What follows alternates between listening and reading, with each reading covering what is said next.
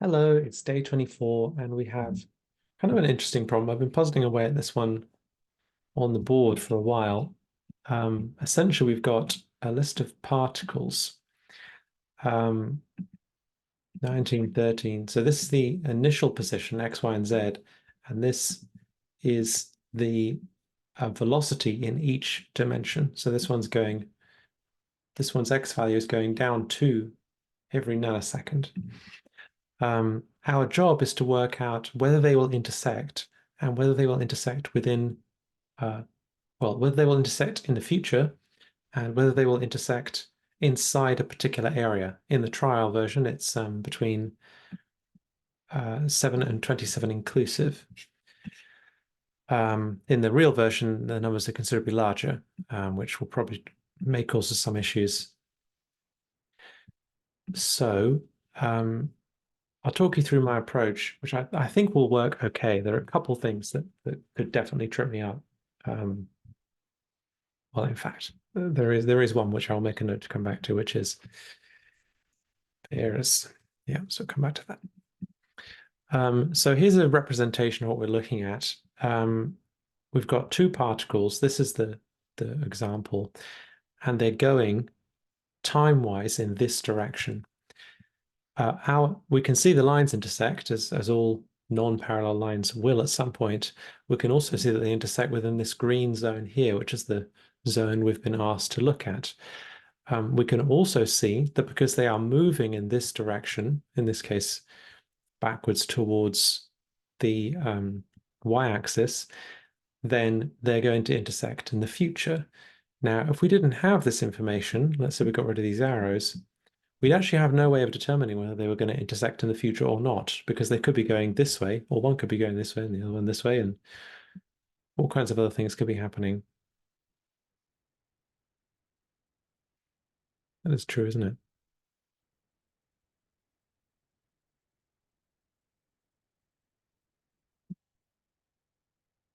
What does happen if one's going this way and the other's going this way? Do they intersect?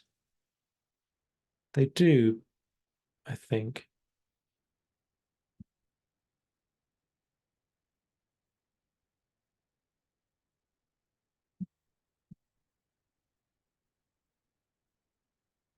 My intuition is telling me they don't intersect if this happens.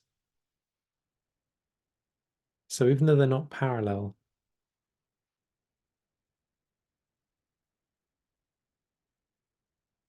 they don't intersect. All right, we'll come back to that. Anyway, in this case, they do. Look at the trial.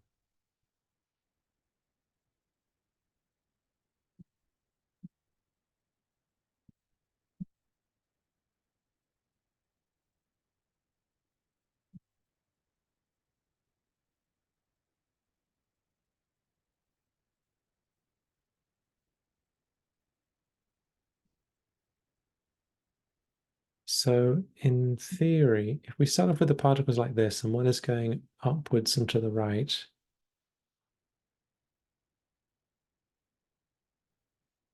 and the other's going upwards and to the left, they don't intersect. Okay, well, this may come up later. So anyway, we've got this information. Our job is to determine, do they intersect for each particle with every other particle? Do they intersect? Do they intersect in the future? And do they intersect within this area? I've done a bit of what may loosely be termed mathematics to solve this in a reasonably efficient way without just simulating it. We've got essentially a function from one step in time to the next. And I've worked out some ways to convert them into a y equals mx plus c sort of linear line formula. If we can do this, so you can get the m, you can get the gradient by taking the steps and dividing them, and you get the c with this formula here I just worked out by moving the terms around. Based on this, we can see if the gradients are the same, then they are parallel and they do not intersect. And then there's this other, which is like, what about?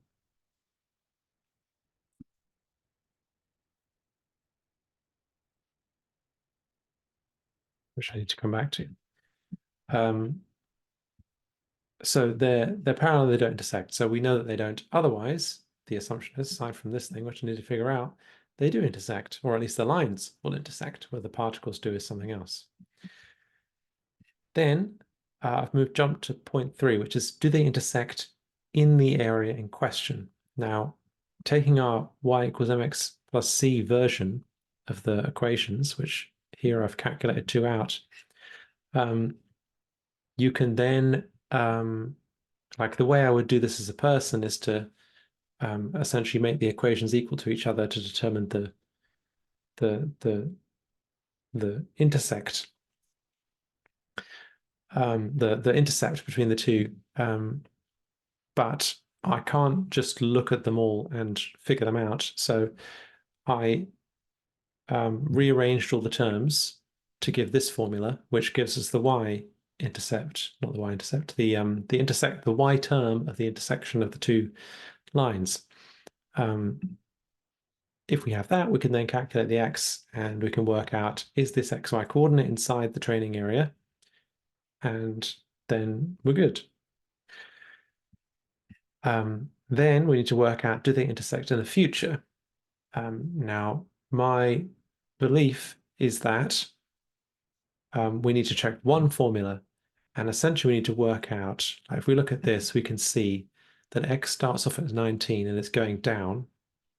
And if we work out that the intersection of it is, I don't know what it was in the end. Let's say the x intersect with something else. What was it? We can look at it in the happen of code thing. Yeah. So the x is 14.333.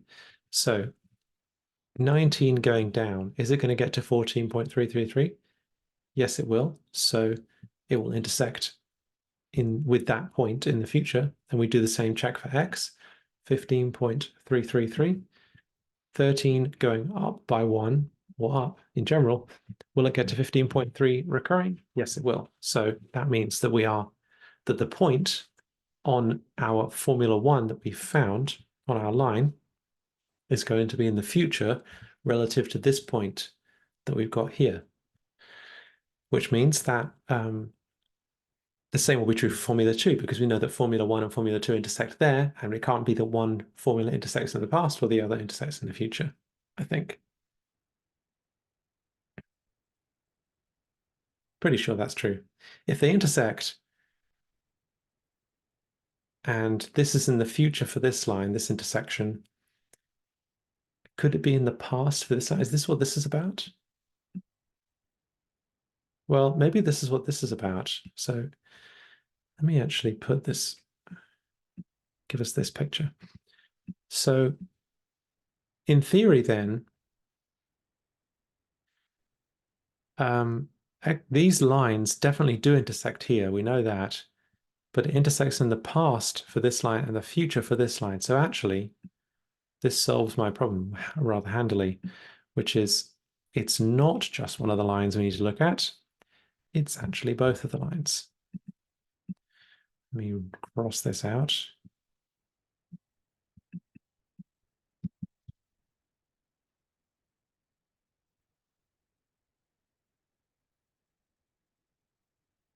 Okay, great. So if we can work out that for every pair, and yeah, every pair, then we'll be able to answer the question, which is how many of these intersections occur within the test area. Now, the input has how many lines in it? It's got 300 lines. Now, how do you calculate the number of pairs in a ugh.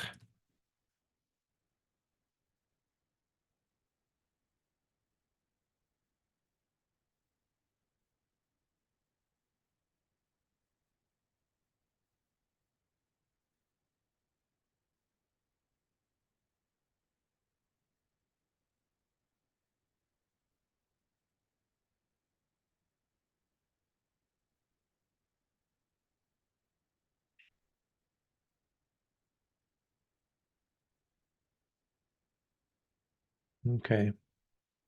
So this is, well, it's going to be 300 over 300 minus 2 times 300 factorial. Now, that is a large number. Oh, it's undefined. Nope. Um,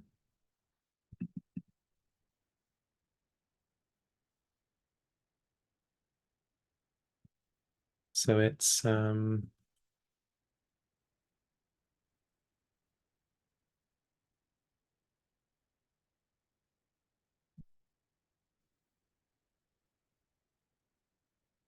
300 choose 2.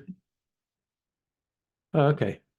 So there's some big numbers in there. It's just we actually come out to this number, which is manageable, thankfully, at this point anyway. Okay. A few other considerations while we're here. So one is we're dealing for the first time, I think, in this advent of code with floating point numbers. We're also dealing with some very large numbers, and potentially some very large floating point numbers could come up. Now, this troubles me.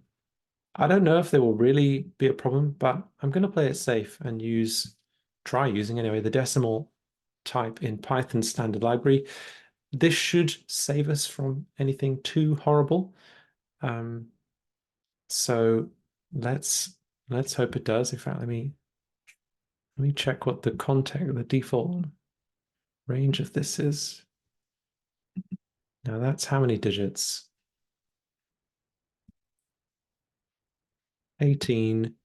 And then our training area is 15 long. It's not much room, but hopefully that'll get us somewhere. We got a nice debugging tool in this graphing calculator, so we can use that. And what else was there that I need to consider? Well, there's this Z item, Z term in the coordinates. If we have to solve this with Z2, which I mean is the obvious thing we'll need to do, yeah, I don't know how we're going to do that. Maybe it'll work perfectly. I mean, we'll find out, won't we?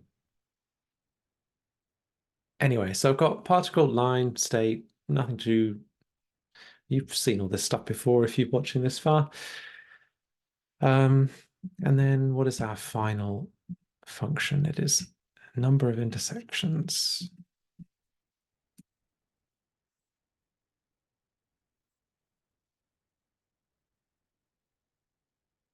Okay. What's that thing everyone used before? Yeah. Okay. Well, we'll use that. Why not? Okay. I think we get started now. Switching over here. And yeah, let's get going.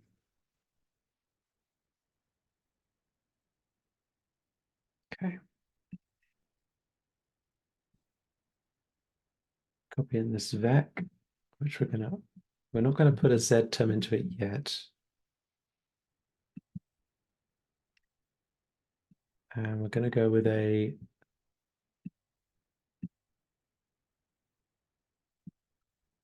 I think the Manhattan distance should be sufficient. Actually, we probably don't need to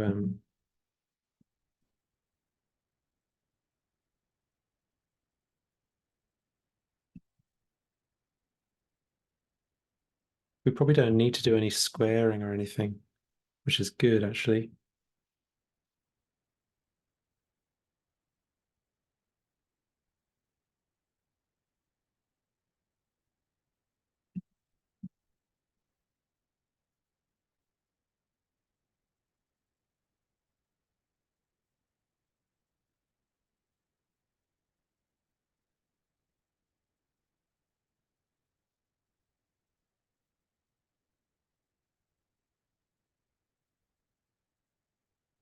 Okay.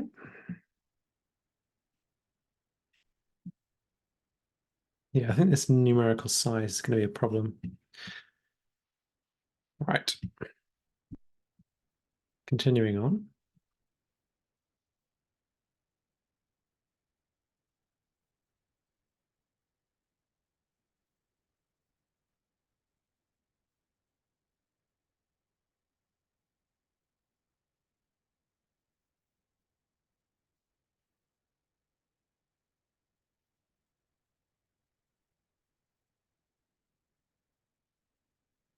Do I need this? I don't think so, really, but it might be handy.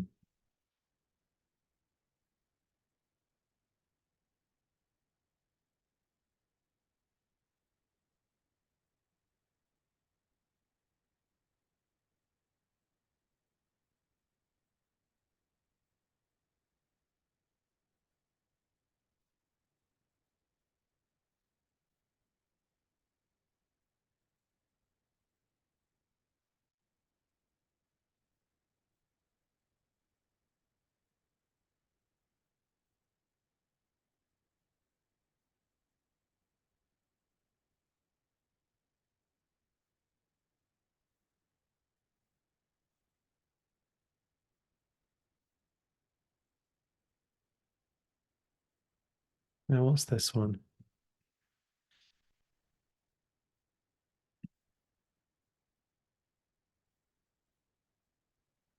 This is y minus c equals x, and it's y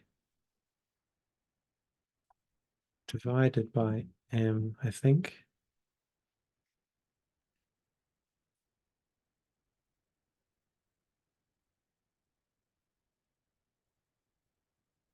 Y minus c divided by self m. I think that's right. So let's check this out, shall we?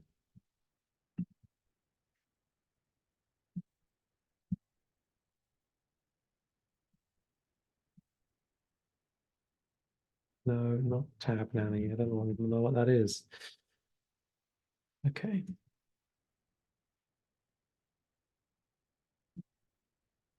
So one of our formulas is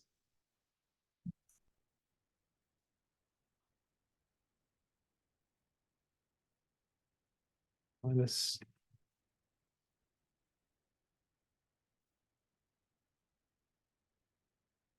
and 22.5.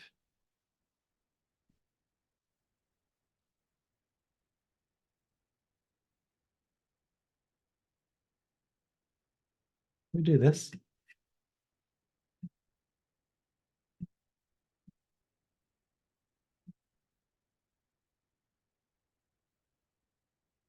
Ah, delightful. Okay.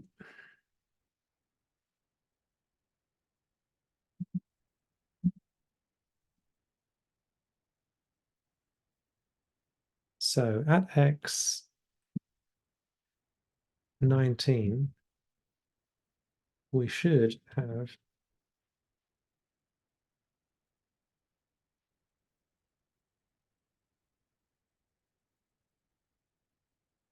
this.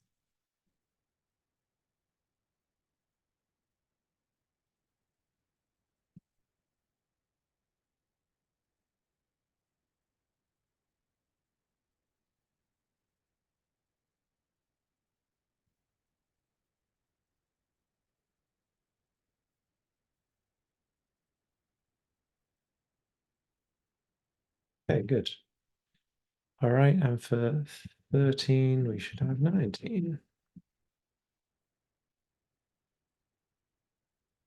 Okay, great. Now back to the plan.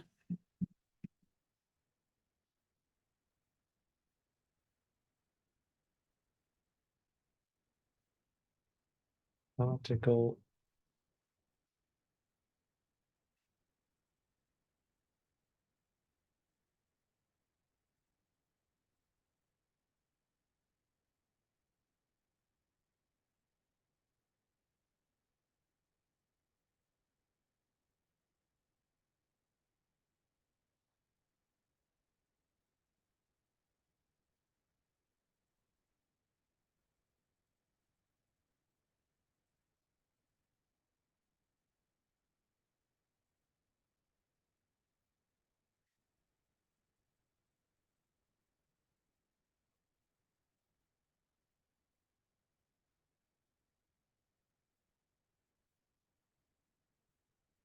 So with this, we're going to have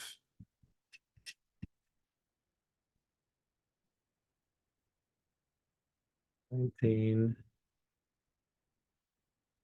13, -2, and 1.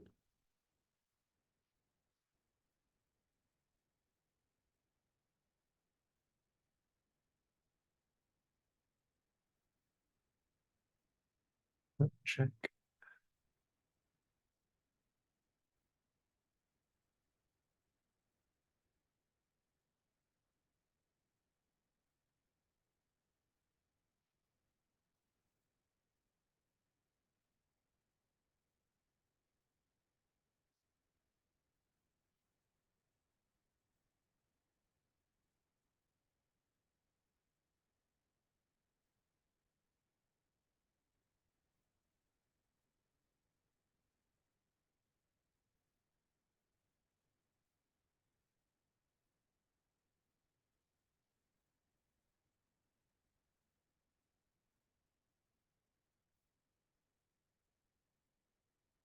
Okay, so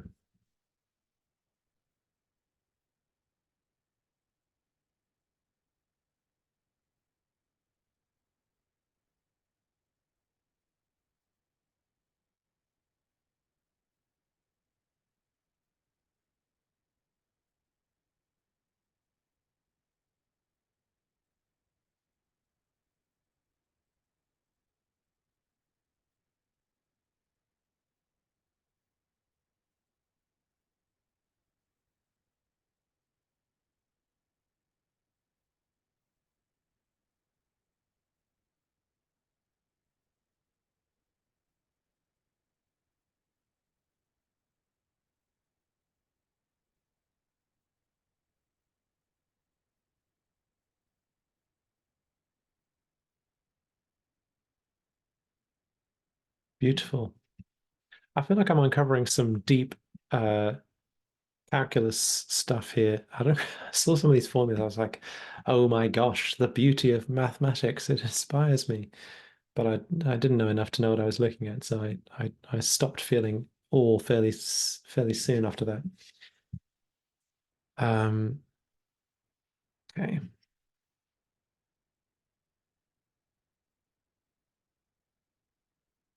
so that's that.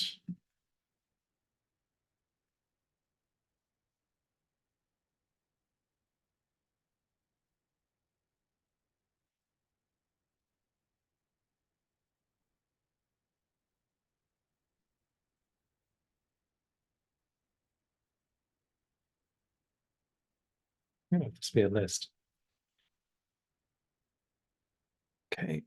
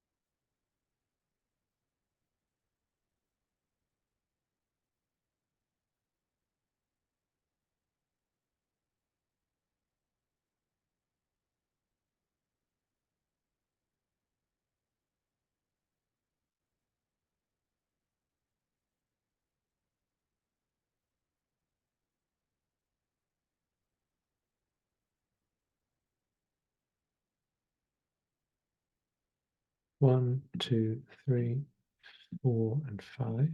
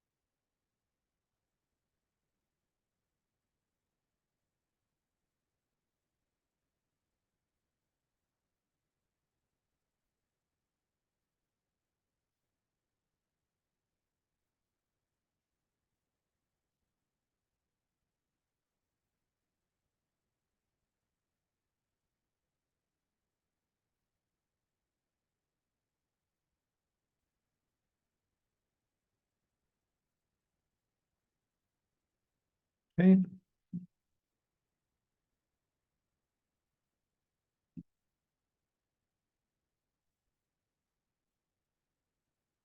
There we go. All right.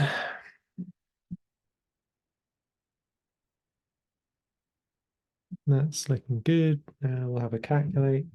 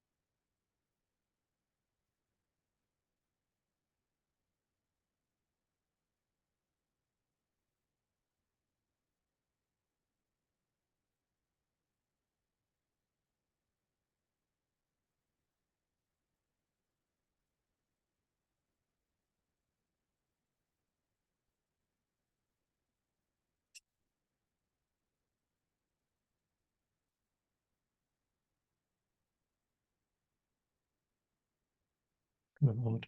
Oh. Ah.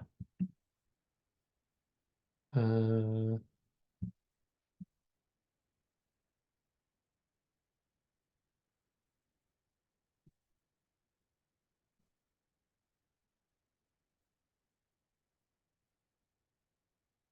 right. 19,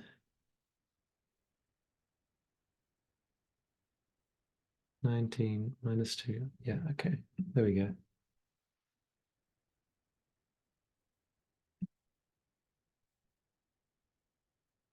That one's getting upset, is it?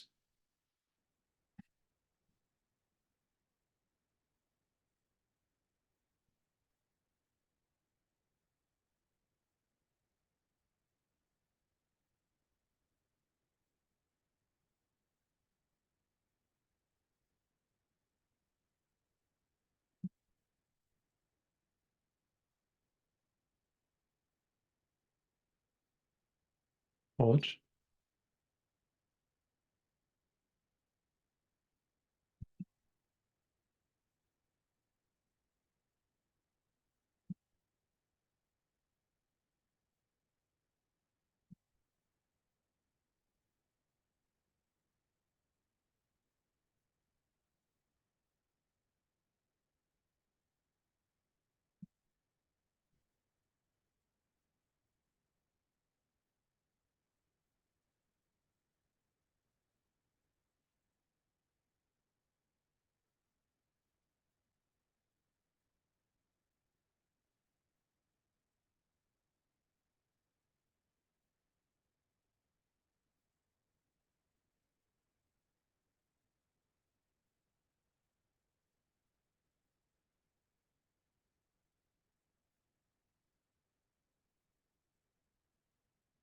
I don't get it. What have I got wrong here?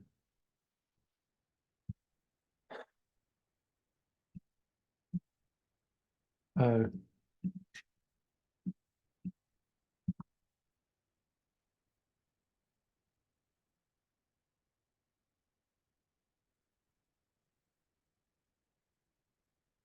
there we go.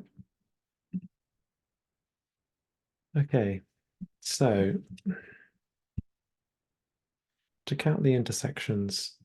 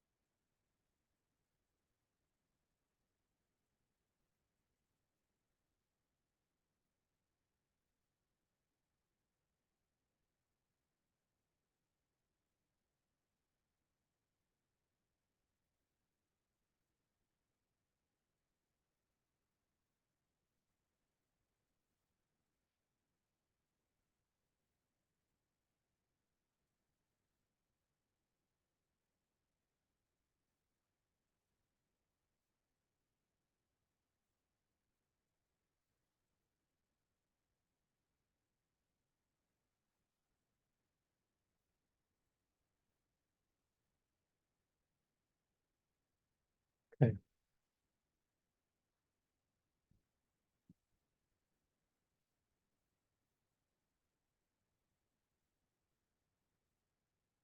All right, so the first thing we need to check is, do they intersect?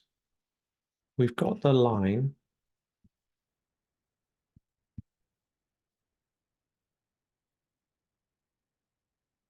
So return, so if, all right, if,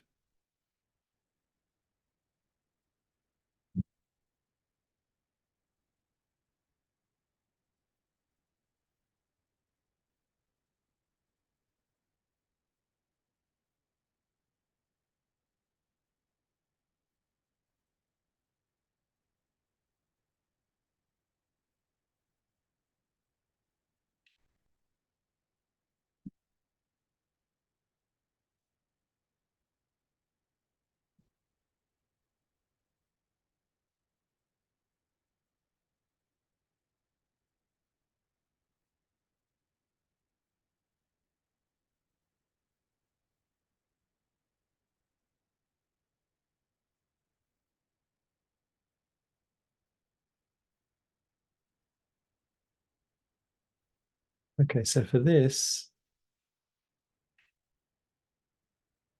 yeah, 1, 2, 3.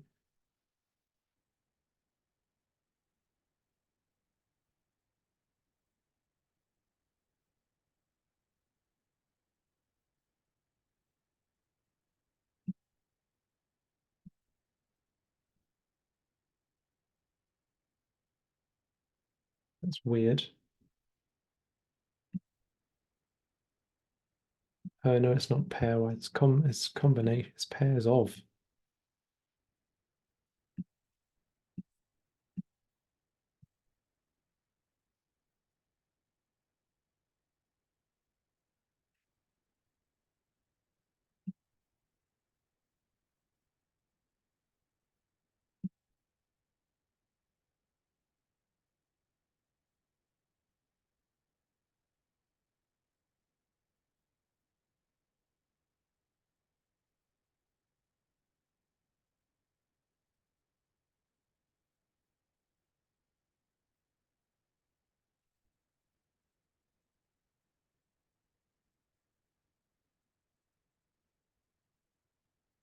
Okay, I think what we want actually is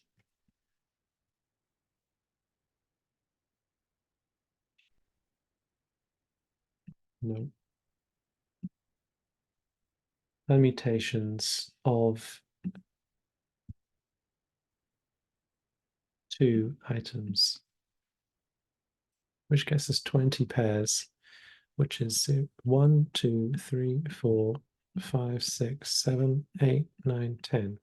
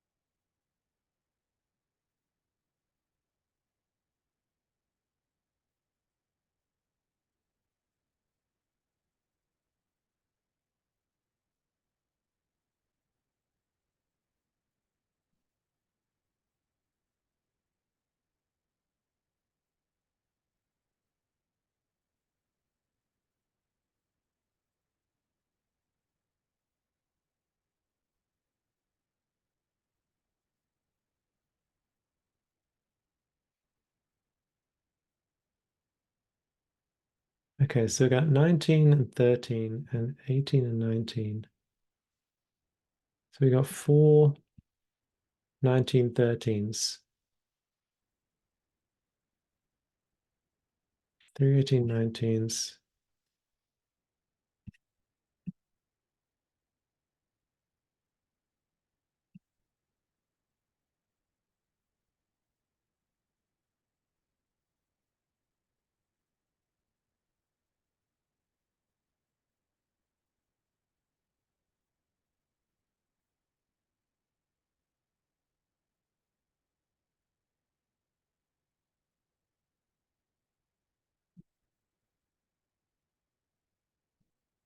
All right, 1913, 1819.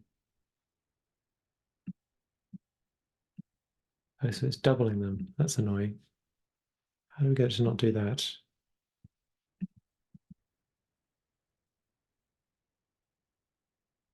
Oh, there we go.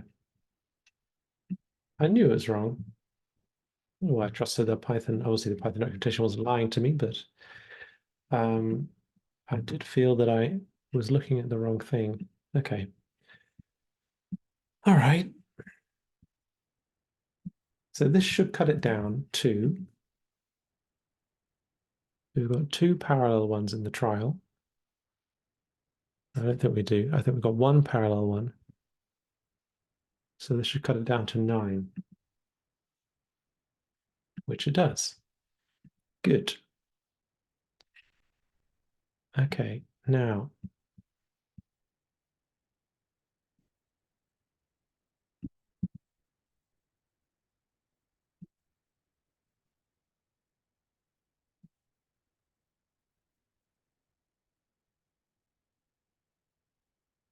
if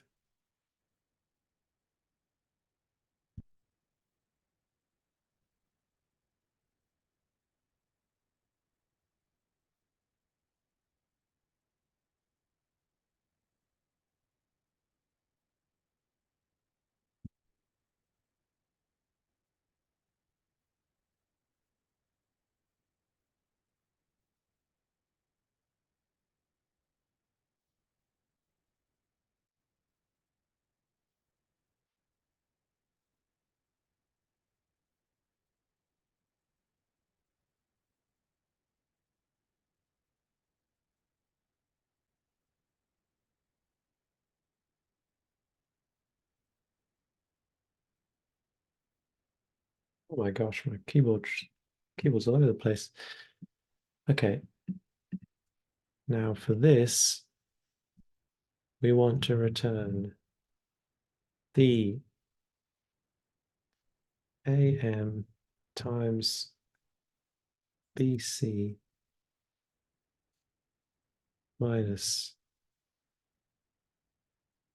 Bm times AC divided by Bm minus AM to get the Y. And the X is going to be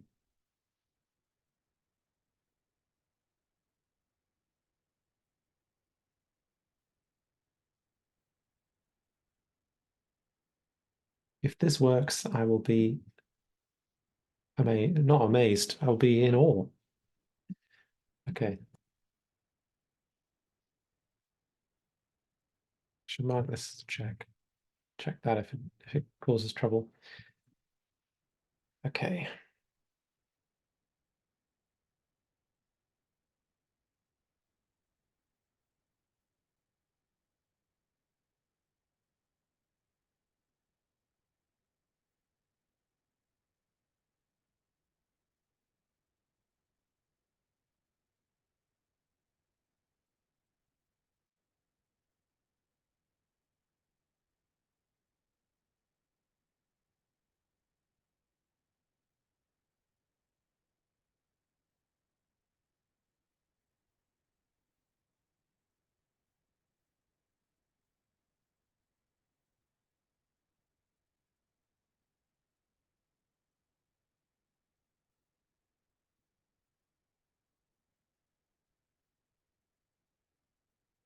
We do this.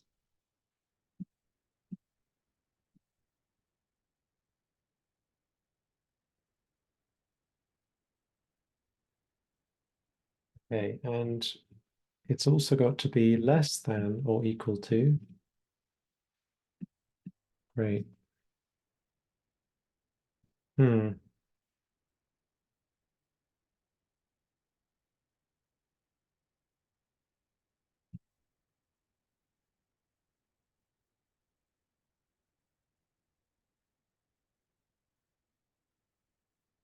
It's got to be within them all, right?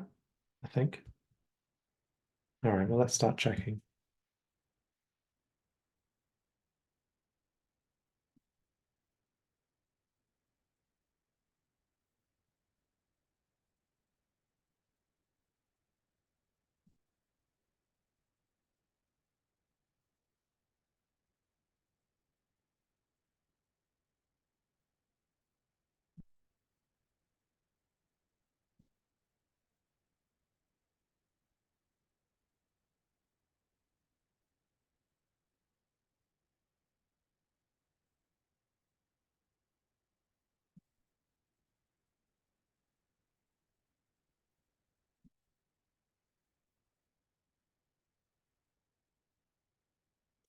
And this one is 1 and 1.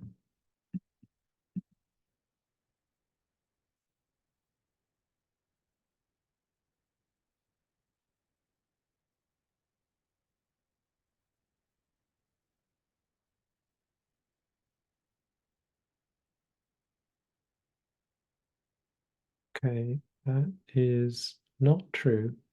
The Y is correct.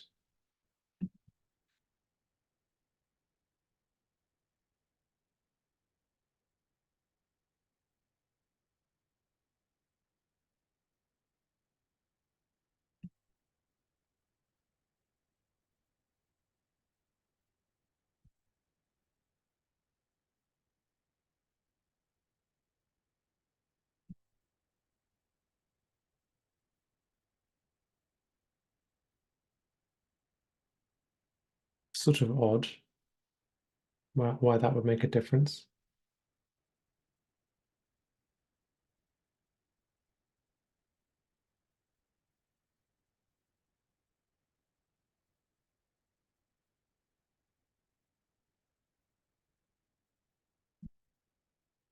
It's also not correct.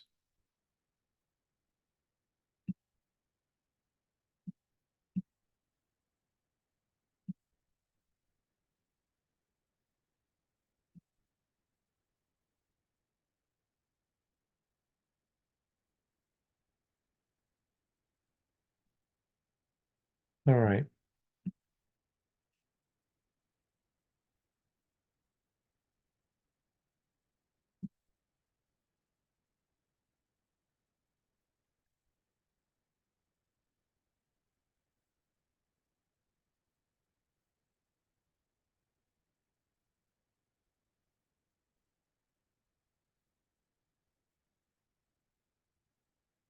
what's going on here?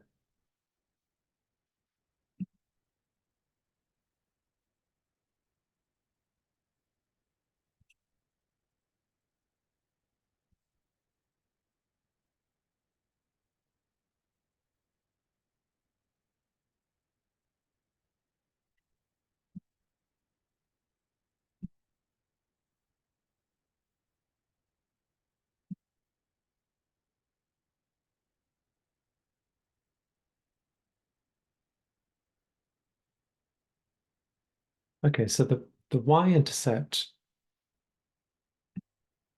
15 point, no, the y value in this is correct, 15.33, but it's actually minus for some reason.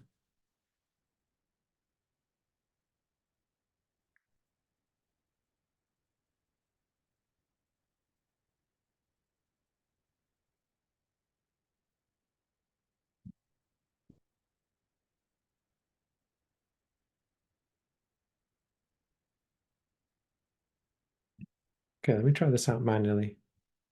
Actually, let me print out each part.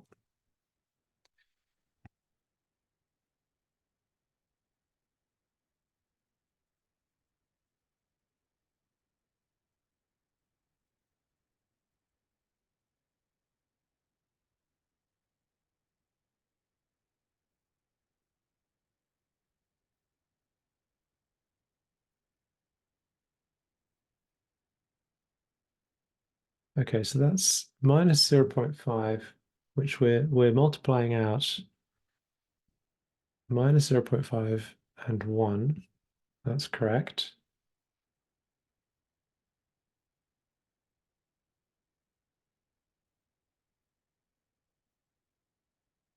Is it that I've got some sort of negative term mixed up here?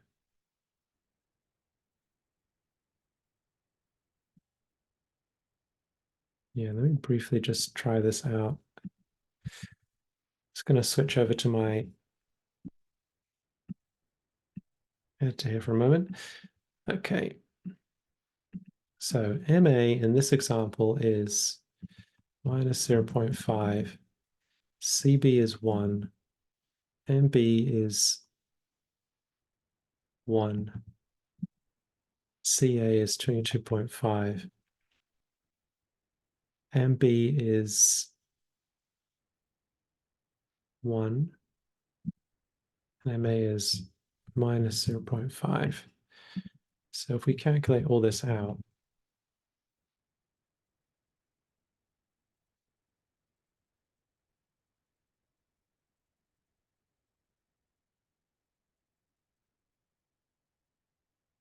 it is indeed minus, so I've messed something up.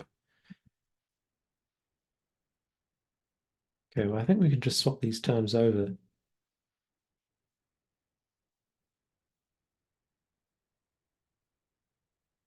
Okay, that's better.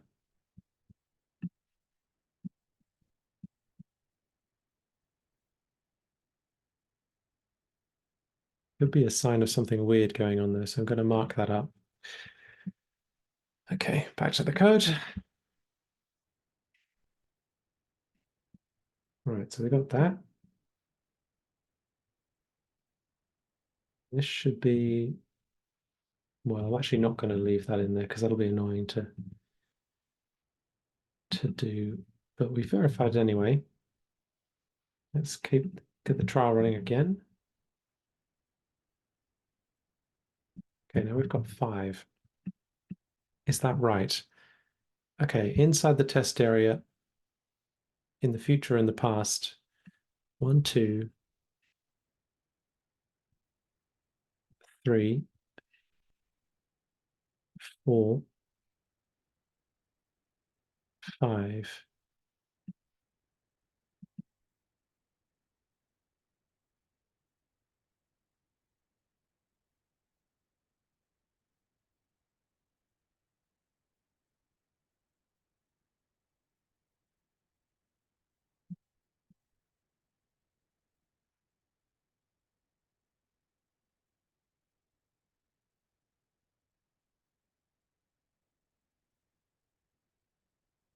Okay, 19, 18, 19, 19, 13, 20, and 25.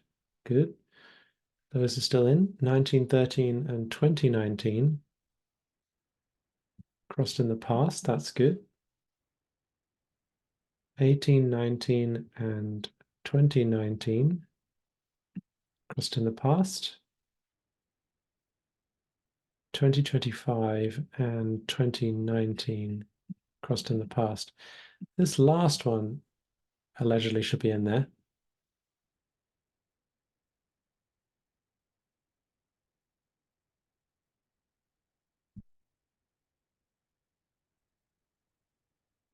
Hmm.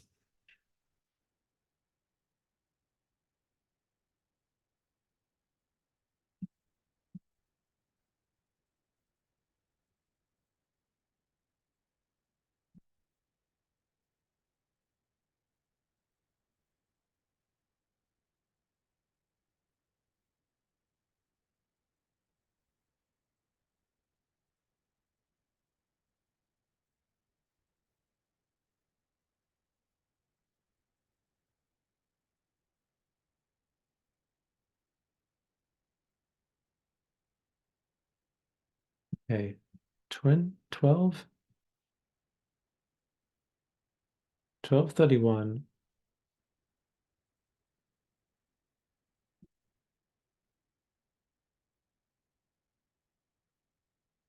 1231 and 2019. Let me copy this out so I can see it properly.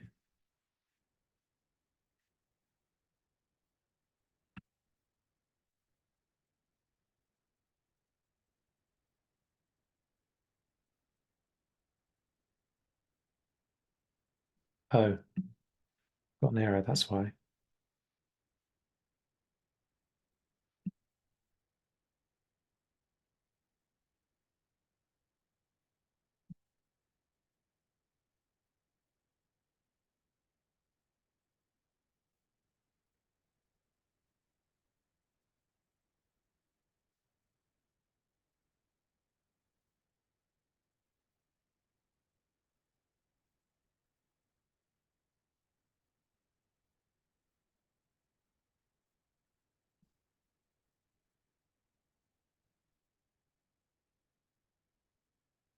Okay, 1231 and 2019. They intersect at 16 and 39.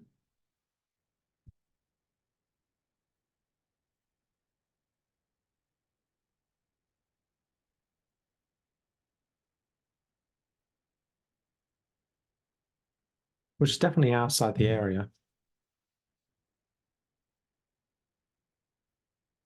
And it's also in the past.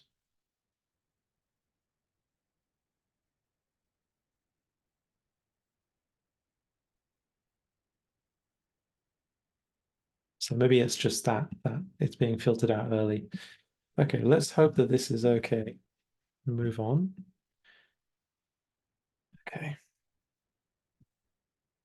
Now, final thing is, if not self,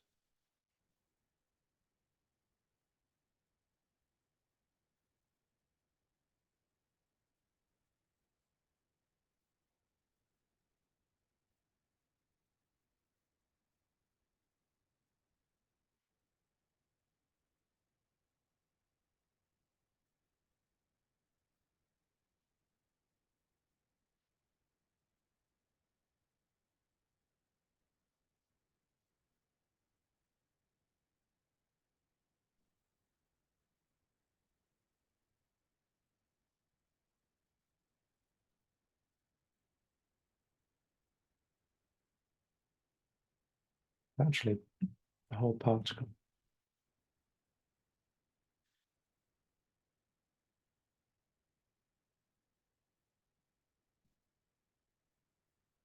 Okay, now this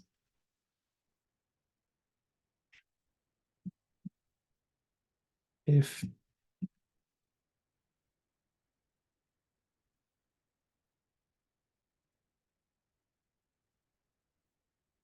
variable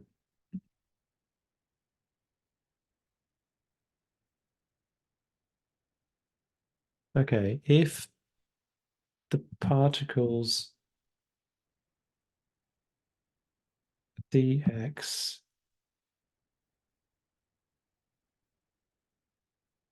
is less than 0,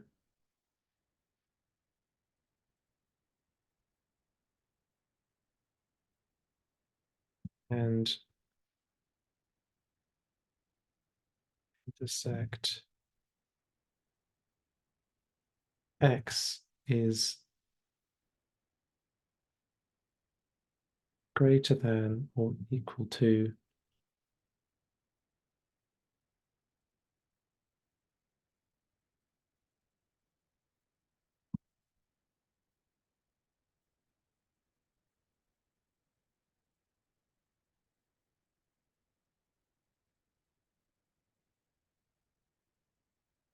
so if the particles um, d is going down and the intersects x is greater than or equal to, then it can't be. So it must be in the past. All right, now if it's positive, it's got to be the other way around. If it's 0, then it's got to be the same. Now the same thing with y. If all of those work, then we've got a true. And we've got a 2 at the end, which is the correct answer. Let's try it with the input, shall we? See if we can get that working under the line. And it's these numbers.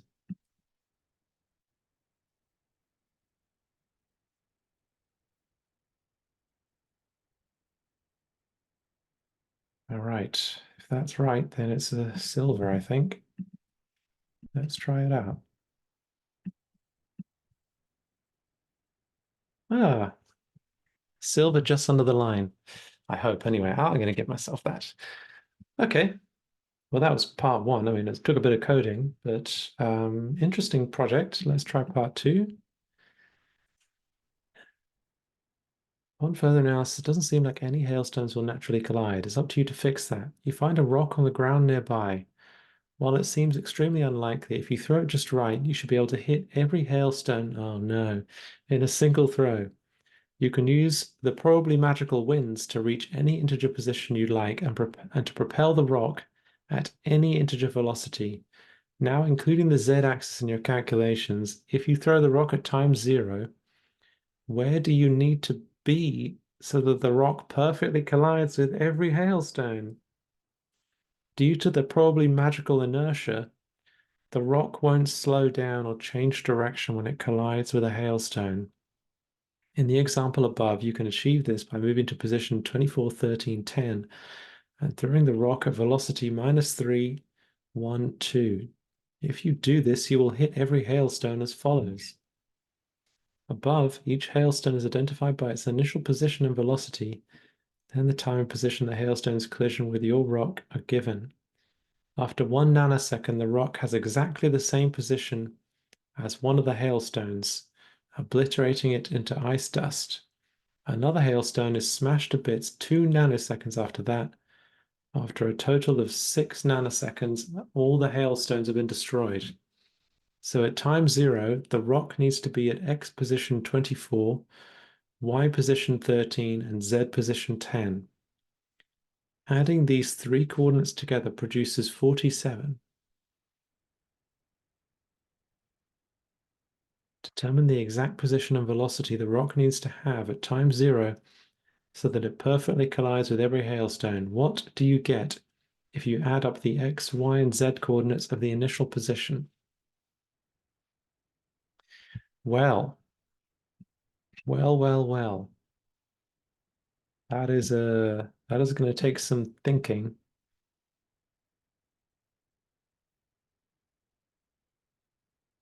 And I've no experience of using three-dimensional coordinates at all. I mean, I imagine it's the same principle, but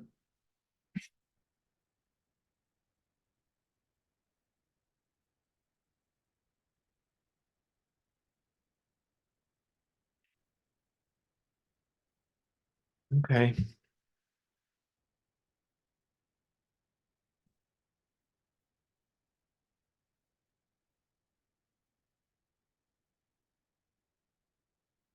So we're trying to work out what line intersects with every other line.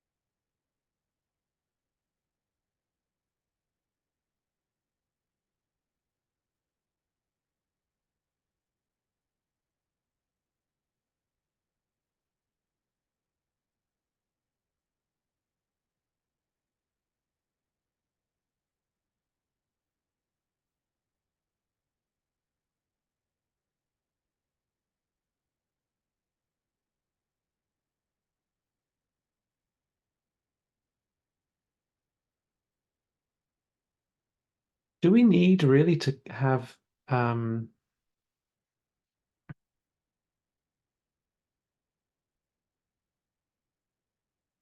so it's not a curve, right? So in theory, if we can hit two at once, well, not at once, but if we can hit, well, I guess, yeah, two snowflakes,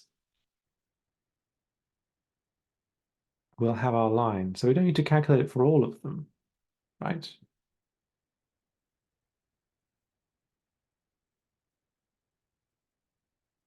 That's probably true. I mean, I'm not certain, but it's probably true.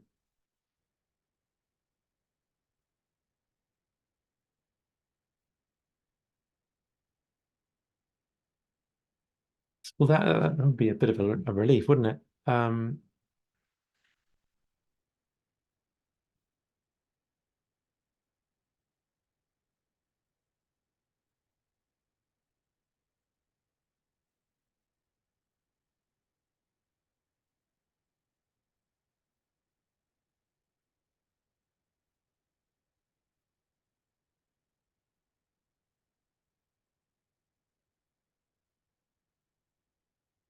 So the tricky part then is the the Z coordinate, which I'm going to need to do a bit of reading up on how you do that.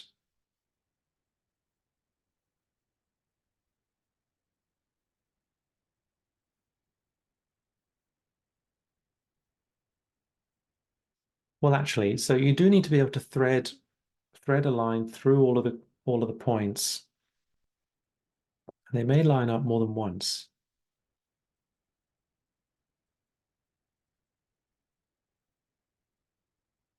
It's unlikely, but they might do. They're probably crafted just so that's very likely. Um,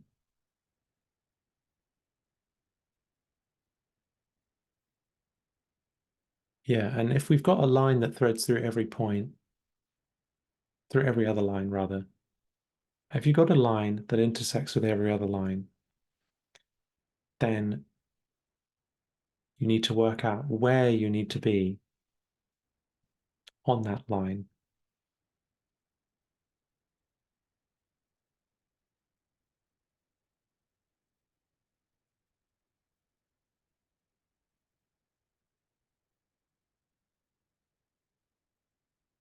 But there will only be one line, right?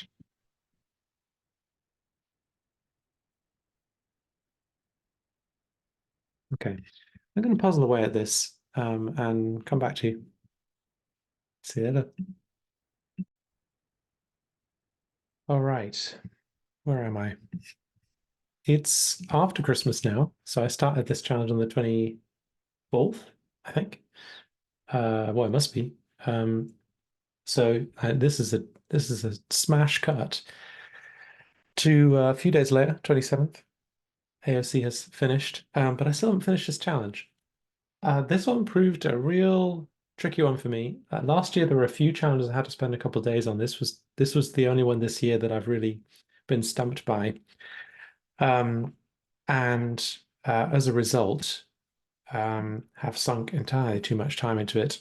And I will be very interested to see what the right solution is, because I am certain my solution is not the right one.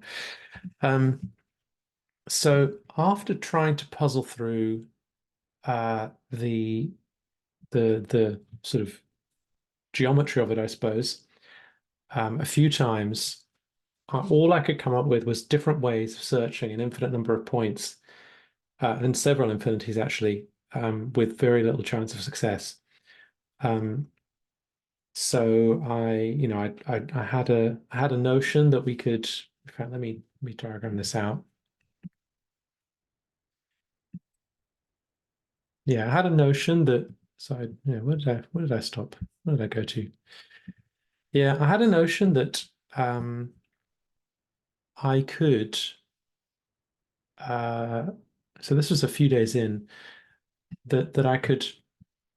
That okay, so it stands to reason, right, that each point is going to um like each point on this. So the brown line here is the sample correct line. That each point on this line will be um, a a vector's distance, so a hop distance from the from one of the other points, right? So we can probably assume that. I mean, I don't actually know if that's true. I actually don't know. I was never really certain as to whether they had to meet on integers or not, and I still don't really know. Um, so I had the idea that if I could work out that um, I don't know, like try out, for example, take each point and then try out every spot that's a vector's length away from them, and then two vectors lengths and three vectors length, and then sort of backtrack it so I can arrange a collision between two hailstones, and then I can check, does that collision that I've arranged and found, does it align with any other hailstones? And then maybe if that happens, then I will be winning. It didn't work, didn't find very much. It did, through searching enough, I did find some things which I later used. So I would go through, okay, let's try 2 steps away, 3 steps away, 4 steps away. Let's try all the different configurations of jumps that my particle might need to have, my rock might need to have. And I tried, probably billions of different combinations, and came up with, I think my best answer after a bunch of processing was getting, oh yeah, this is the other thing. So you can treat the X, the Y, and the Z coordinates separately for the purposes of the search. So if you look at this, you can see that if you only take the X coordinate, it's going to line up each time there's a collision. So the X coordinate can be found separately to the Y coordinate and the Z coordinate, which is kind of handy, because otherwise it really is a lot of things to search. So that makes things a bit easier. I tried thinking about this a bunch of different ways to see if I could calculate it, but I couldn't think of it. I couldn't find any way. I'm sure there is one, but I couldn't find it. I looked at what did I look at? I looked at this sort of, you can see there's a numerical way of looking at this where you need to align where n is the same.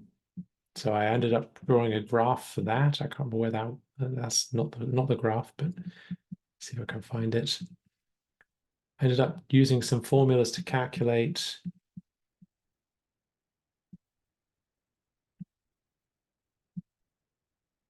Yeah, where if there's a solution in the positive area of X, if there's a coincidence between the line you want, the line you're throwing, and the rest of the lines in the positive X, then, and that's an integer solution, I believe it has to be an integer solution. I'm not certain of that, but I believe it does. Then that allows you to check quickly whether a solution is correct, which is what my search has been doing.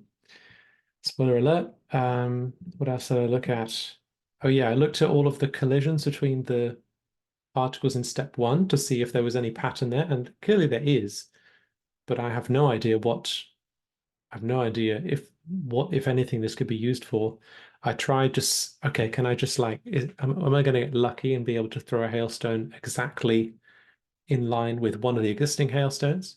And I did find out that one of the hailstones collides with all the other hailstones but itself, but that didn't help me. And so I resorted to, what did I do?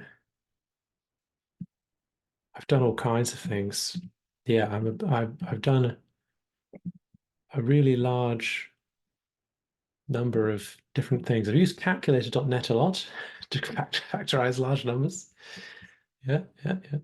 And where I've ended up with is this sort of thing. Basically, the first thing I did was go through all the particles, look around them to see, what would collide with them, and then try checking a path that would collide with it just against all the other particles. And I found faster ways of doing that, and that enabled me to get about 134 of the x coordinates found, or at least it's not guaranteed that they are exactly that because you could have it still wrong. You could just coincidentally hit 143 of them, but I thought that was quite good going. And then I wrote a really kind of miserable search function. I wrote a few actually, and this is the last one that got me to getting all of the x coordinates. So I would take the best candidate that I had, and I would randomly mutate it in a few different ways. Sometimes I'd allow it to sort of go off, and then I'd bring it back. And I think this is maybe called simulated, and it's probably related to simulated annealing, which is what helped me last year on some of the brute force tasks, but I don't know if it is classical simulated annealing. But basically my process was, okay, let's try looking just for the X's, let that run a while, put in the best guess to a few other slightly tweaked algorithms. Okay, put the best guess of that back into the original one, all kinds of like human supervised data crunching, which took a while, but very, very, very gradually, I ended up eventually hitting a screen that looks, let me see if I can find it.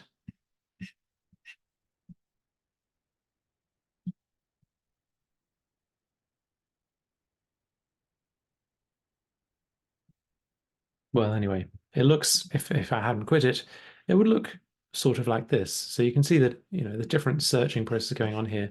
And eventually, somehow through a combination of searching and also another thing I did, which was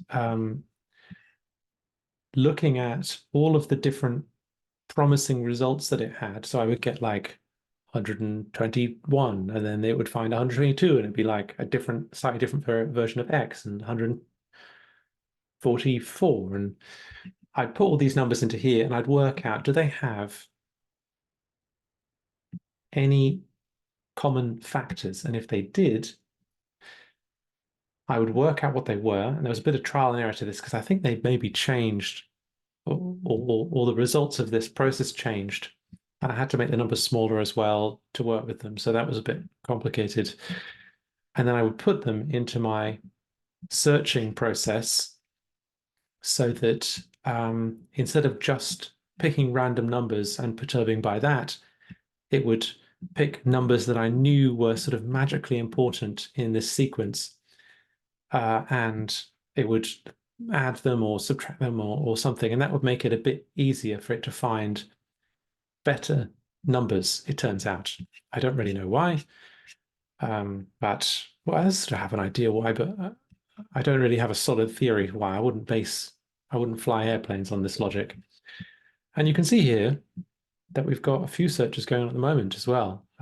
These ones are searching the Z and the Y and the Z directions. And so we've got a best. So for this, actually, once I got all the X's, I kept going for a bit, but then I realized if you have all the X's, you can calculate, assuming that they are correct, you can calculate, okay, so this collision, given we know the collision on X is going to happen at this number of steps forward, let's look at what the collision is in the Y dimension and the Z dimension, and then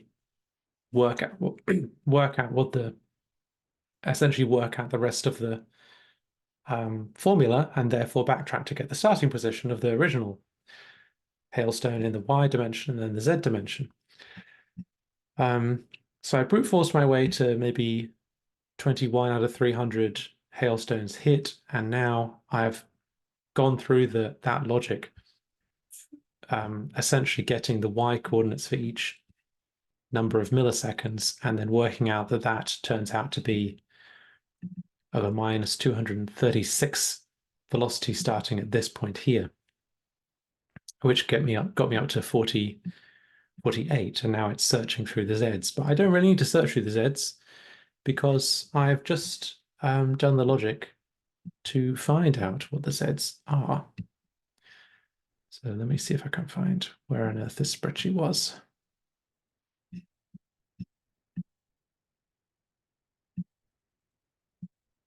This will be the thing which ends it all.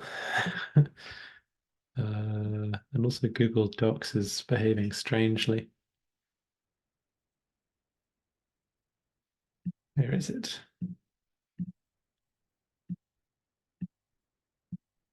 Hours of pure fun here. I tried to convince myself I was enjoying myself, and then sometimes I was, but sometimes when it just gets in your head so much that you lose all enjoyment. So what was this about? I have no idea what this is about.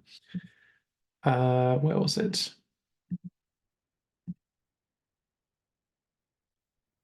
Minus 260. Okay, I think this is it.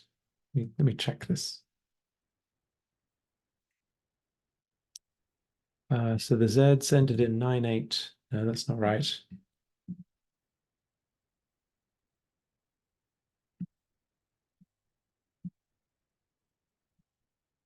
Sorry, very dull.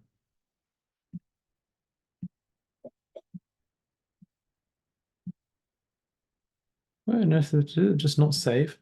Anyway, I think I put it in my text editor already, didn't I?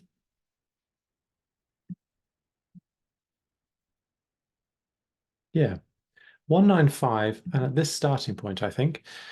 So in theory, if I restart the search, I'm going to get everything there. If not, there'll be another break in the video. So let's quit all these. Don't think they're going to get us anything new. No, that's not right. Oh, no, I didn't save. Did I save it?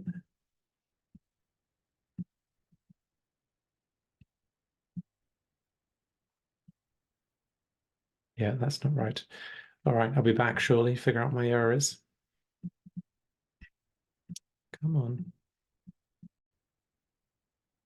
Okay, back again, having fixed my mistake. Probably minus signs or something. Anyway, I recalculated it and got this as the starting number and 195 as the period. So let's plug that in and see whether we get.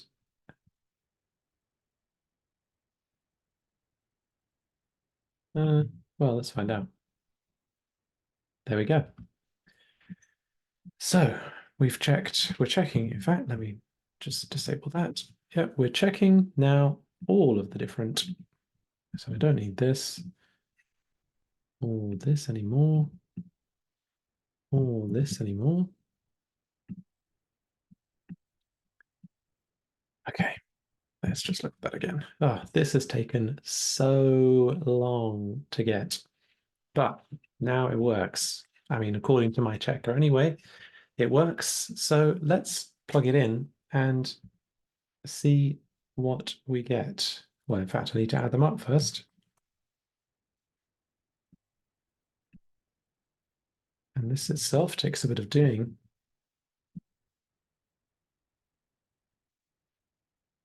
I think Python is okay with best be safe. Don't want to mess this up.